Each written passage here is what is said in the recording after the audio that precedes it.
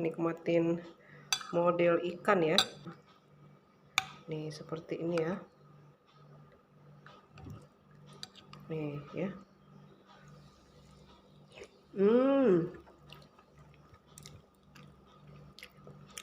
Asam, asin, gurih, pedas, mantap. Bikin model ikan ya, salah satu varian makanan khas Palembang. Ikan diaduk dengan sagu nih, hasilnya seperti ini ya.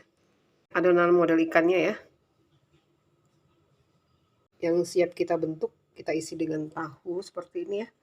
Tuh sudah ditimbang, dan ini yang sudah dibentuk siap kita goreng ya.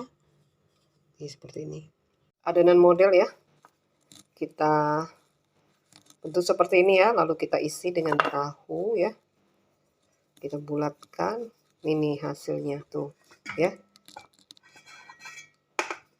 Siap kita goreng.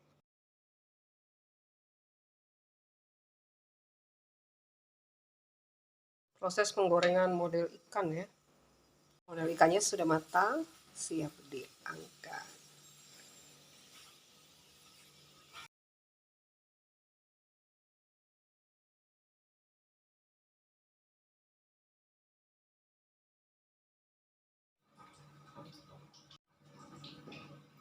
Ini ya hasilnya, model ikannya.